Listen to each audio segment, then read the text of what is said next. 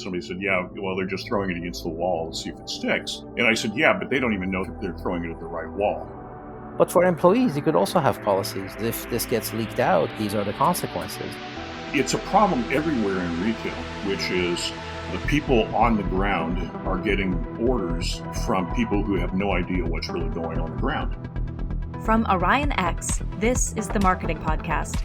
Marketing has transformed in significant ways. More technology, more data, more social, more blending of arts and sciences, more integrated with every other function, and ultimately more critical to the organization.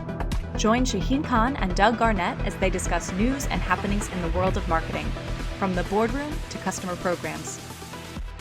Hi, everybody. Marketing Podcast here once again. This is Shaheen Khan with Doug Garnett. How are you, Doug? I'm doing well. Excellent. Now, as you all know, we spend a good couple of hours before every recording solving the problems of the world, including some marketing ones. So we have a cartoon, Doug. We do. In our cartoon, we have a gentleman, clearly an executive of some sort, standing in a suit and tie with a blindfold on his face. And he's throwing darts at a target. And only one of the about 15 darts has hit the target, and talks about typical marketing analytics. And he says, yeah, but look at how many darts I've thrown.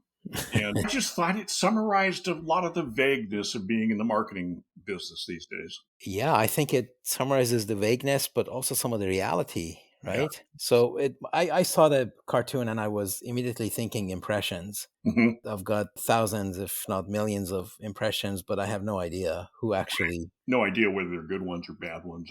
And how many actually looked at it because it just showed up on their scroll. What are we actually counting? And then what was my targeting? Did I at least target the potential impressions properly or not? Yep. But then I also was thinking, it's a fact of life that if you're way at the top of the funnel, where I think, now you could have the same problem further down. And I think if you do, that really is a problem. Mm-hmm. But if you have it at top of the funnel, then the guy at least is facing the dart. Yeah, that's right. At least he is. That is true. At least he's facing the target. I used to laugh in the direct response TV industry that somebody said, yeah, well, they're just throwing it against the wall to see if it sticks. And I said, yeah, but they don't even know if they're throwing it at the right wall. And, that's right. So I think there's a lot of ways that this could go. I actually thought a little bit more about cost per click and the hyper targeting we've been in and things like that, because we've gotten so many marketing analytic approaches thrown at us. Like, well, I invent a new media type. What do? I invent a new marketing analytic. And then it gets handed over to the marketer who invents a sub-marketing analytic based on that one. And all of a sudden, the executive committee spends most of its time trying to figure out what their marketing team is measuring and whether it matters at this point in time. And I think it's tricky, Look at how many metrics I've invented. Yeah. Do I get a reward for most marketing metrics invented? Well, there was another cartoon about just making up whatever metric that makes you look good. Yeah, if listeners haven't seen it, the Marketunist has an excellent cartoon about inventing marketing analytics. It was a little too complex to try to walk through in a podcast format, so we'll let you look it up. There you go. Yeah. But anyway, I think the top of the funnel, that's the problem. Because now if you interpret the actual hitting of the dart board as a click, then his conversion isn't so bad. Well, yeah, because he's getting one click out of 15. 1 out of 15, that's 7%, isn't it? That's not bad. 1% is usually fairly good. So 7% works. Yeah. Well, it all depends on your targeting too. If it is a wide net, then maybe 1% is all you can hope for. But if it is a relatively well targeted, you could. But then how many are you leaving on the table, right? But I think, a lot of this is this reality that there is a problem in marketing that we're told to expect that this can be analytically handled and predicted. And I was talking with somebody earlier today about the value of models often is just getting us a starting point. I did, all the math I did was all based on iterative solutions where you start and you would very often just have to invent what's my starting guess. And then you would iterate until you found what worked. And I think there is value in that. If he didn't have blindfold on, I might give him more credit. Right. All right. So another topic we discussed was StarBucks, something that we're all familiar with. Yeah. And they released their financial results. It missed expectations, presumably, because their stock dropped quite precipitously. And at least one of the remedies suggested had to do with marketing. So let's talk about that. You're really up to speed on this one. So here's what happened. Starbucks reported their Q2 results for 2024, which was the end of March. And net revenue was down by 2% worldwide, and their stock dropped 20%. I thought your first reaction to that headline was absolutely appropriate. So do you want to repeat what it was you said about a 2%? What I read was their revenue dropped by 2% and the stock dropped by 20%. And I'm saying, wow, really? Just for 2%? Yeah. Like you made $98 instead of $100, and I'm just going to have a big problem with that? Is that really... Sounds like there might be more to it. I don't know. Well, I think it's a combination of, I do think that there's more to it, but I also think it's worth noting how weirdly sensitive the stock world is to anything they decide is bad news, whether it is or not. And I mean, the reality of doing business is some stuff goes up, some stuff goes down. What you want to do as a company is in the overall, you want to end up. But you can't control quarter by quarter exactly what's going to happen. There's consumer trends, there's inflationary trends, there's all kinds of stuff that affects it. So at some level, I'm fully with you about really 2% drop leads to a 20% stock drop. Digging into it, there is some news that's a little more concerning. It turns out in the U.S., compared a year ago, they were up famously. The same quarter a year ago, they were up by 12%. This year, they're down by 3% in the U.S. Okay, I can see why people might be a little stunned by that. It still leaves me a little bit in between, because when I think, okay, it went up by 12%, I want to know why. What was going on that led to a 12% increase? And what was not going on that led to a 3% decrease. The other thing is that their store comps were not very good. So they had a 7% decline in orders, a 4% increase in average ticket price. And what made it only 2 or 3% in the U.S. was that they grew a lot of new stores, 5% store growth over the past 12 months. So looking at all that, I'm like, there's probably reason for concern. I'm still not at a 20% concern in terms of stock, but there is reason for concern. But it looks like they also had weak guidance. And I think a lot of the Wall Street activity is all forward-looking. Yep. That if you had a terrible quarter, you would be immediately forgiven if you're projecting tremendous growth coming. But then also the fact that you missed means your ability to predict is a little bit in question. Yeah. Yeah. Well, we won't get into prediction because as a complexity guy, I have we could spend hours on that question. But right. I mean, actually, the truth is our ability to predict is always bad. And a lot of times the only way to be able to predict reliably is to restrict how much we want to do. So if we're willing to go to mediocrity, we can predict reliably. Well, I'm not sure that's a good business choice, to be honest. No, I remember in the old days when we were trying to sell supercomputers, and it was really hard to do so. And we were also competing with gaggles of workstations, or we had folks who were doing that. Yeah. I think our sales guys' joke was that the workstation sales guys would forecast revenue only after an order came through the fax machine. And those are lovely times to live within. So yes, absolutely right. Lovely times. I will forecast this deal will come through, and it's already come through. So where this begins to transition into marketing, let's shift to there, which is we're looking at the Seattle Times article about this, which is off of AP, I believe. And I was surprised because founder and former CEO Howard Schultz made public comments. Now, he's currently the emeritus chairman, which is retired chairman, but still involved. And he literally is essentially the founder of Starbucks. Technically, it was founded 18 years before he bought it, but it never became Starbucks until he bought it. So anyway. And he made some comments that were a little on the striking side. The first one that got to me is he said, the go-to-market strategy needs to be overhauled and elevated with coffee-forward innovation. And my eyes glazed over halfway through that comment. So fortunately, you and I looked further. And he also says, I have emphasized that the company's fix needs to begin at home. U.S. operations are the primary reason for the company's fall from grace. And then I'm going to skip a sentence I dislike and say, the answer does not lie in the data, but in the stores. And I think that's where our marketing connection comes. If you're Starbucks, in fact, your success depends entirely on what's going on in the stores. And that's where I come back to marketing is, all right, what is going on in the stores? Yeah, you've brought that up in our previous episodes in the context of retail in general, where you've talked about micromanagement with micro data and losing the recipe in the process. I was thinking about, is it really about the balance between a big brand where customers go because they know what to expect and it's trusted versus like a local artisanal shop that you might think might do better, but also maybe not?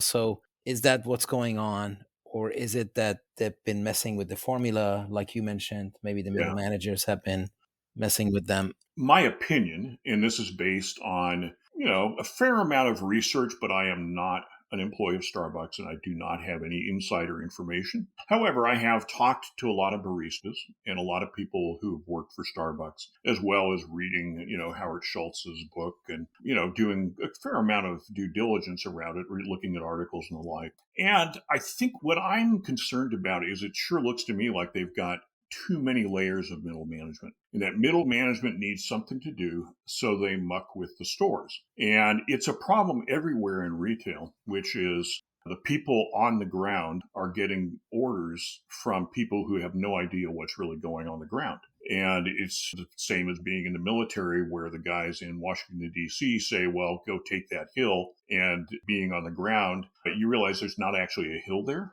that they're looking right. on maps, And I think that happens in retail all the time. And as I was saying earlier, if complexity talks about self-organization, that there's tremendous potential for people to self-organize and especially to do that within limits. So if I was in Starbucks shoes, I would start with something is screwed up with how stores perceive themselves and are allowed to manage. And I believe from what I can tell, all authority has been taken away from the stores, and yet they continue to have huge responsibility for hitting micrometrics. And that is the worst situation for employee satisfaction. There's no way that they're going to get the right things happening in that situation. So, they're having troubles hiring people. Well, would you want to go work in that environment? And that environment, I think, is why they've unionized. And there's a lot of evidence that something at the store is really out of whack. My sense when I hear about things like store employees being afraid of being punished, metrics should never be used for punishment. What the heck is going on over there? I'm trying to clean up my language. What the heck is going on over there? Because that doesn't make any sense. You're not going to motivate a store by giving them reprimands. And it's getting so bad, you get this feeling that employees are asked to paste smiles on their face and act in certain ways, similar to Jennifer Aniston in Office Space and her need to wear flair to impress her bosses. And it just feels like Starbucks and Jennifer Aniston wearing flair are far too close. And if I was in Starbucks executive suite right now, that's where I would have my You'd worry about that. Yeah. Also in a business like this, where employee satisfaction has a direct impact on not just customer satisfaction, but whether or not they're going to come back. Well, there are reports out there of customers who tell employees that everybody seems stressed at the store. Now, that's never a good sign. Customers should not be able to tell when mismanagement is occurring. And the fact that there are published reports of that happening should be of tremendous concern to anybody at Starbucks. So we both agreed that his comment about it's not the data, it's the store really rang true. Of course, Coffee Forward lost me too. I thought that, I can understand if it's like some internal branding that they want to do to talk about the next phase or what do they do. And let's rally behind this label that is different. That I understand, and maybe that's what it is. But then when they say go-to-market needs to be overhauled, are they talking about the sales channel that they have? We talked a little bit about that, about in-store versus mobile app versus drive-through. That's a really good question. And I have some concern that they're mucking with the formula. And this is why I was surprised to hear that from Schultz. That sounds like they're trying to muck with the formula. And that's a way to kill Starbucks off because we go there for a reliable experience. And it's good to add new things into that experience. But it's really important to protect that experience as well. Is that part of what they're talking about when they say, let's overhaul the go-to-market plan? Is it? I don't know. Maybe that's what he means, or maybe he knows that, investors are going to be listening to him as a board member. And so you always have to have the word innovation in anything you say. And, right. Well, he didn't mention AI, so he gets credit for that too. Yeah, that's true. And I think he's generally pretty universally liked. So he really is in a position to comment. And of course, because he was, of course, the guiding light of the whole thing for so many years and made it happen. So he's got the spiritual as well as the gubernatorial authority to talk about it. To talk about this stuff, yes. But at the end, they were down. They were down 2% in revenue. And if you double click on that, it looks like there's more down in certain places than others. Yeah, they've got some problems overseas. He's suggesting that, I think what I read in Schultz's comment is, yeah, there's some problems overseas, but would you guys focus on home? Because that's real. And I agree with him on that one. I think what we should get to, though, is this other data came out almost the same one in a report from CX Dive that says Starbucks mobile ordering is so popular, it's slowing some orders down. And I agree with that. I mean, I'm a Starbucks fairly regular, not regular as I used to be, because I have a local coffee shop I visit more. But I hate mobile orders because I'm a store guy. I go into the store and then I have to fight with how many people have mobile ordered before me to figure out if it's going to be a 20 or 30-minute wait or the usual 2. And so I dislike those. Well, what comes out in this article is that apparently 3 out of 10 orders at Starbucks are received through the app. And when I hear that's a really serious problem for the stores, because you've got 3 types of orders in the stores. You've got app submitted orders, you've got drive up orders, and you've got people who walk in. And the poor employees are put in a position of trying to make all of those people happy. And that's nearly an impossible position. Why couldn't they just have a policy that the person there takes priority? Well, that's what I would want to see as a customer. But I think it's a problem because their promise with the mobile order is, well, you put your order in advance, they're able to prioritize it so it's ready when you arrive. So that you walk in, pick it up, walk out, and it's a minimum time in the store. And I think that then that's what they promise through the mobile app. And maybe one of these situations where that's a lovely idea, but maybe it's not really reality, because they do say that a mid-teens % of mobile orders went uncompleted. And I read that as abandoned in the shopping cart. Right. Long wait times. It could be I got most of the way there and all of a sudden I realized it's at the store, so why order mobily? Or it could be I realized I had something to do. I got a phone call. I got to go do something. Exactly. A lot of reasons. So I don't actually see that so much as a problem as much as Starbucks has a marketing question of how much do you emphasize this 30% of orders? Right. Yeah, I do like my gut reaction. I don't have all the data, and I would question whether they do. I do. Yeah. But I don't know. My gut reaction is that if I'm there in person, they would do well to prioritize those who are physically there. Yeah, I agree with that. And, what we know from retail is there's nobody more powerful for you than the person who walks in the store and orders there. I would expect people ordering in the store order more on average. I don't know that, but that's generally typical in retail. I certainly could explain it because standing in line, I see that, oh, there's that thing I need for lunch. I pick it up. I am looking at the cups and things that they sell. I'm able to see everything that could go into the shopping cart. So generally the shopping cart is more full. I mean, I can see the mobile order for those who may not order it otherwise. Yes. I don't have time to go into the store, but do they have a mobile and drive-through too? They also have drive-through. That's a separate issue. Yes. But do they have the combination where you order on mobile and then you pick up with drive-through rather than go in? I will defer because I don't know that answer. I think there's a lot of complications to it. I guess here's the major question for me, and this is, I think, one of the problems we have every time we look at one of these narrow order categories is if they didn't have mobile, how many of those orders would they get anyway? Right, exactly. So, for example, if 30 out of 100 orders are placed via the mobile app, would they get 15 of those anyway without the mobile app? That's hard to know, but it's a really important question. Right. Because a lot of times companies put these things in to make shareholders happy or so that some executive can claim to have implemented XYZ process. And it may turn out that XYZ process doesn't have a bottom line impact for them and could be more distracting and more damaging for customer satisfaction than they know. I suspect here they are getting a significant number of orders. If you've just lost 2% of revenue, you don't want to give up 15 out of 100 orders. So I don't disagree with that at all. But I do wonder if they've got the balance right, because their job is a whole business and not to maximize mobile orders. So we had another topic. Okay. And that was Jen Hartman's tweet on communications, whether they're private or public. You want to tee that up? Sure. Jen Hartman, if you don't know, she runs community PR work for John Deere. Yes, tractors and lawnmowers and equipment and all those kinds of things. We had her on a podcast a few years back, and she's very smart and very experienced in PR. So she puts out this tweet that says, "My PR tweet, peeps, I'd love you to weigh in. In 4 short years, I've witnessed a dramatic shift in any organization's ability to communicate internally. The shift is they can't. Every memo, conversation, town hall has to be designed as if it's already external. Have there been any changes in how you work with employee communications?" And I responded immediately to it because I think she's right. And I've been following. She's been running into some real serious challenges where stuff that should be internal to the company gets put out into the public on social media. And as a company, any company that has that happen has to sort out how to handle it and what to do in response. You had some very strong opinions too on it. Yeah, I think that it's private versus public versus trust.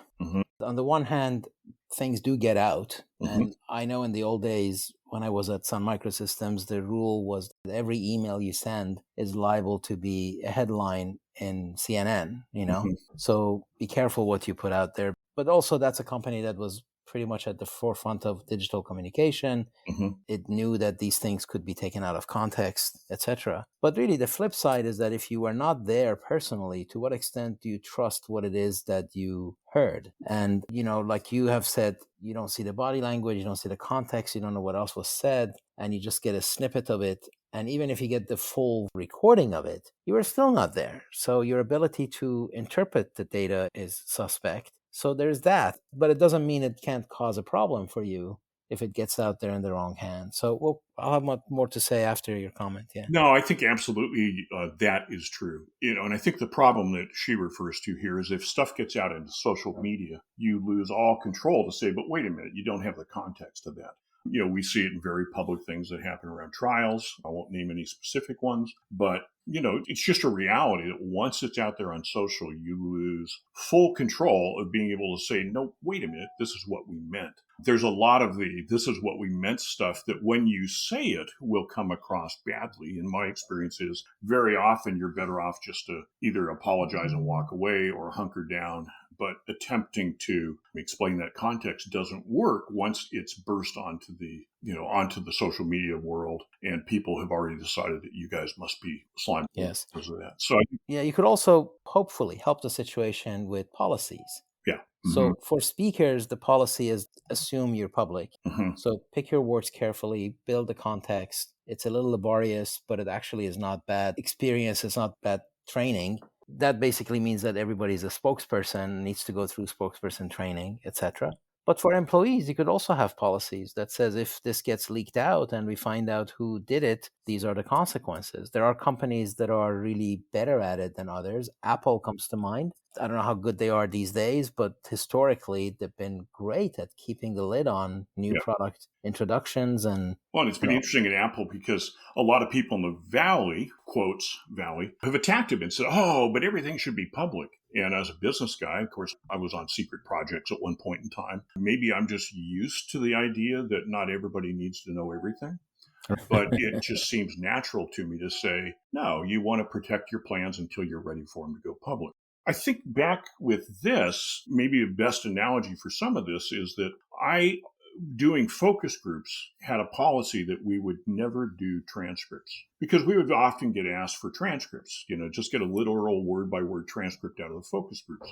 And I would say no, because you only understand the focus group by being there in the room, because the communication includes how people interact with each other, includes the tone of voice they use, includes body language while they're speaking. There is, in a way, the transcript captures perhaps a quarter of the communication. Right. And so to rely on transcripts or to rely on a video clip out of a meeting at a company always involves taking it out of context. And people love on social media these days to respond to things out of context. And yeah.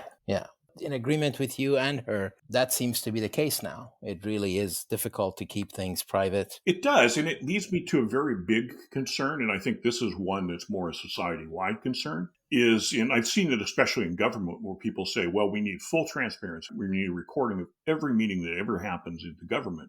And I've got a problem with that because, as you and I know from our work, if you're trying to solve a big, hairy, thorny, god-awful problem, you need to be able to get in a room with a bunch of people and just talk about it. And you need the room to talk and say something stupid because somebody else might respond to what you said with a good idea. But they only get their good idea if you say that stupid thing. And if you don't give people the room to explore what might be dumb ideas, you never are seen from the outside as dumb ideas. You never get the good ones. And, no, you're absolutely right. And really the simple form of that is the devil's advocate. Mm-hmm. When you make a case for something that you emphatically do not believe in, you just want the discussion and do scenario planning. And you can't do that if everything you say can be quoted out of context against you, right? So you do need the safe space to be able to discuss all of these things. I mean, I feel for politicians because everything they do seems to be recorded. And, if somebody asks a politician, somehow I would love to hear, well, I was thinking about this and it sounded interesting, but then I think we have this challenge.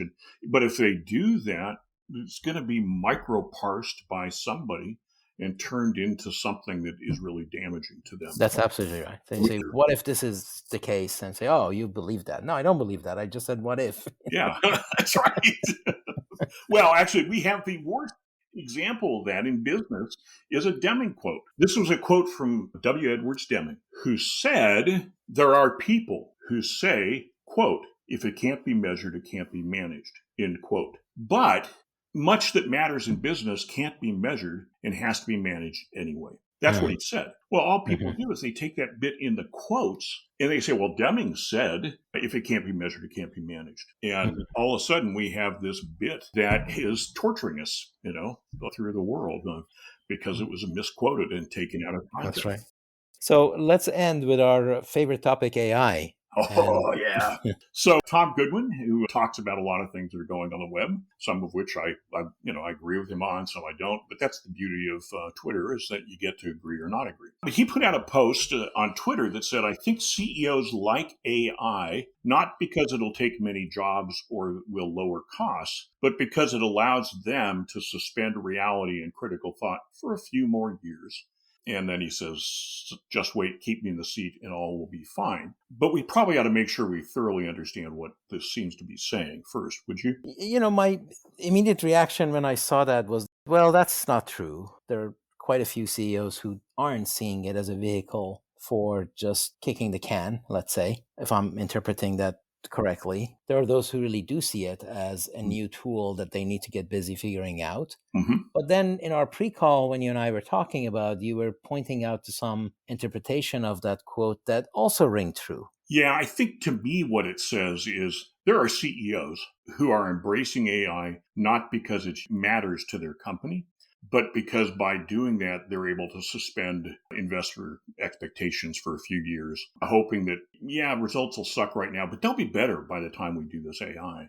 A Hail Mary pass of give me a few more years because we're doing AI, whatever that means. That's right. So I think, that also seems right that there would be those who would do that. Clearly, AI is just such an imperative that you could just assume correctly that it's a topic of discussion in every board meeting, in every management meeting, What are we doing about AI? What should we be doing about AI? And if you're a CEO and you can point to action, if you can say, look, these are the steps we just took, and we did this, we did that, we're doing this, here's a plan, you certainly have a narrative that allows you to respond to that request and to respond showing action, showing planning, showing execution. And will that buy you more time? Yeah, I think it does. Well, I think that's our challenge, is that sometimes it's a perfectly valid statement and all the right stuff's being done and it's a good thing. Unfortunately, there are times when it's being used as an excuse to avoid having to confront bigger issues. Mm-hmm. I think I'm reminded of the period from 2005 through, call it 2020.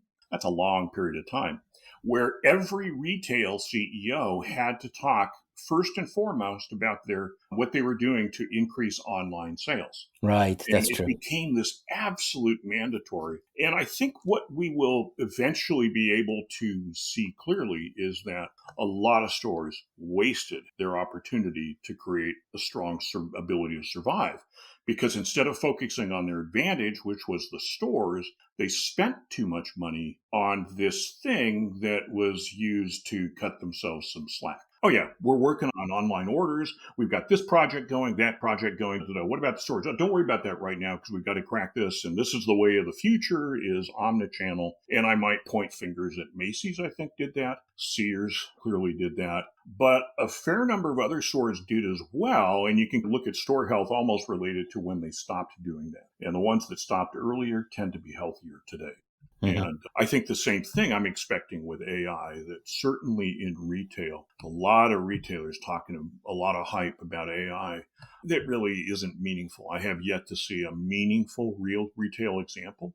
So if I was in retail, what I'd want to hear from a CEO is we have a very important project looking at how do we use AI, and I've given them full, support. Now let's talk about what's really important, and let's go back to the store. Mm-hmm. And I'll give one example that happened this weekend, which is my wife and I were out, and I dropped into a Barnes & Noble, a new one in Tanasbourne Square out west of Portland, and I was stunned. I've been critical of Barnes & Noble in the past. Somehow their stores didn't feel like book places, and they just didn't feel bookish or bookstore-like or whatever. I thought the environment was really quite messed up. Mm-hmm. This store was brilliant, and their results have started to do well in the past year or two. So I think that it's these things about where is your biggest bang for the buck, and don't get distracted by the latest shiny bauble. Investigate AI, but don't take your eyes off of what's most important for you. So at the end, nothing replaces actual competence, not data. That's true.